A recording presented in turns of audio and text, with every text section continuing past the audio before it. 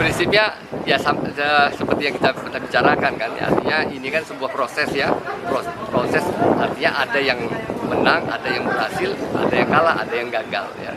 Nah, saya kira ya pemerintah daerah tetap akan memonitor perkembangannya dan siap memfasilitasi ya ketika ada masalah-masalah yang memang kewenangannya ada di pemerintah daerah, tentu pemerintah daerah nanti akan ikut terlibat atau memfasilitasi pemerintah saya.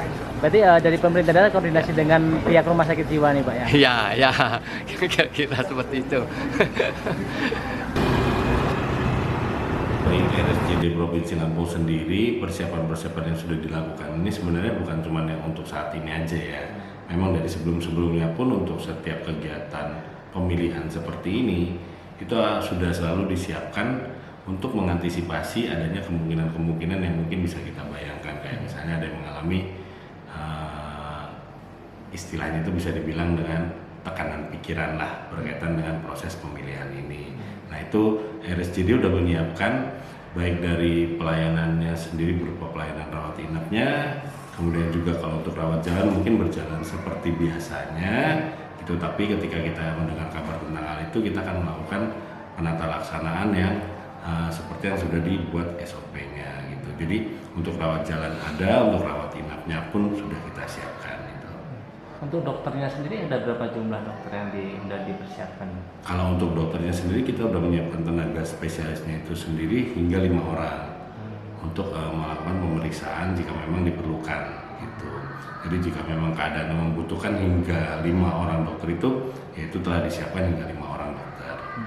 Untuk jumlah bednya ruangannya ada berapa jumlah Pak? Untuk bednya sendiri itu mungkin untuk kasus ini kita masukkan kriterianya itu seperti pasien-pasien dengan ruangan kelas 1 ya, ruangan kelas 1 ataupun ruangan yang membutuhkan memang tempat tidurnya yang kondisi bednya yang berbeda dibandingkan pasien dirinya. Itu telah kami siapkan sekitar hingga 10 tempat tidur kalau saya tidak salah ingat ya. Gitu. Jadi ada 10 bed yang sudah kami siapkan untuk pasien-pasien yang mengalami keluhan-keluhan yang mungkin akan terjadinya setelah pos pemilihan ini. Itu indikasi kategorinya apa aja sih dok, terkait ada gejala sampai hingga masuk ke RSJD?